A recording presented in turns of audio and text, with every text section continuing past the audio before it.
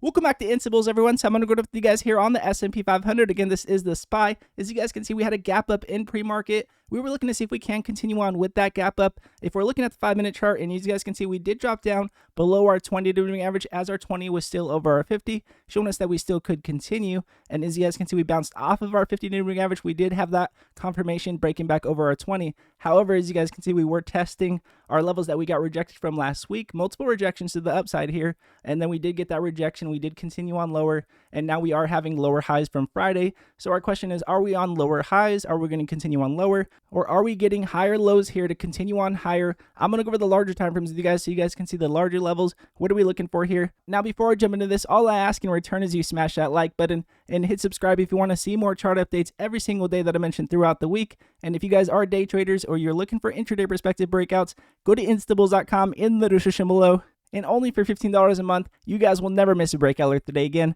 So let's jump into this one.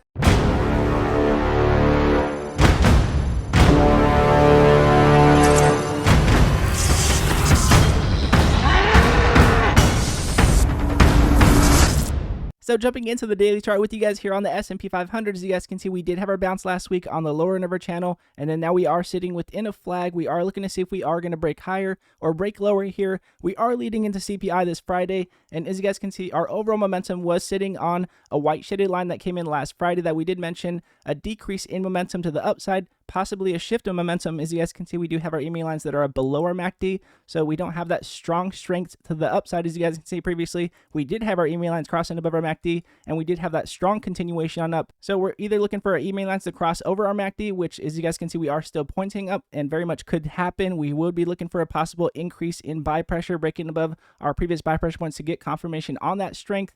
However, if we do not get that increase in buy pressure and we do continue on with these white shaded lines, then we will have that shift in momentum, and we could have a possible pullback with our EMA lines pointing up and with our shift in momentum to the downside. If we do break down below this flag, then we would be looking for an invert head and shoulder. Again, mentioned this yesterday, that if we did have a pullback, then we would be looking for an invert head and shoulder.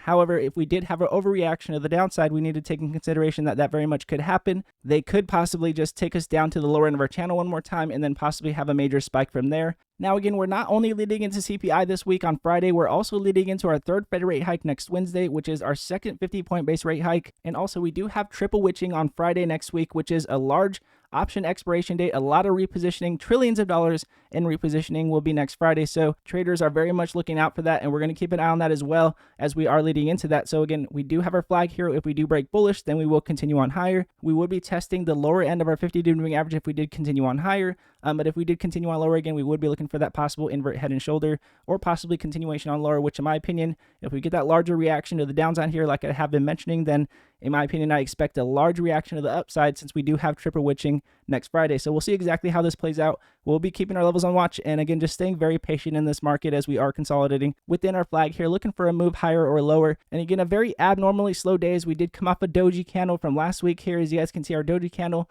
a very indecisive candle, and then we did have a spike and then a pullback on that rejection of the upside with a low amount of volume. So again, a very, very, very choppy day today because of that. So keeping an eye on our momentum here and keeping an eye on our indicators and our levels here will be very key. And our relative strength, as you guys can see, we do have our RSI that is pointing up. We did not break above our previous highs here. We are spiking, but we need to continue on with this spike to the upside to see if we are going to continue on higher. Again, very much sitting within consolidation. As you guys can see, our RSI is pointing up while our MACD has that shift in momentum look here, while we have our EMA lines that are pointing up as well. So again, very much back and forth, playing tug of war here, looking for a move higher or lower as we are leading into CPI this Friday. Now, again, with that said, another market has been very choppy. If you are looking for those major breakouts within the same day, go to instables.com in the description below, and you will never miss a breakout like today. Again, a nice breakout this morning with RDBX, and also from Amazon this morning in pre-market. And going to extended hours here, we did have a major breakout with AERC. If you guys did see that one, go to instables.com in the description below, and you will never miss a breakout alert today again. And all of you instables that come over every single day and support the channel, I appreciate every one of you guys. We're going to continue to go at it. I know we had a very slow day today, but again, we take what the market gives us as always. Again, if we do have a low volume day, then we stay patient.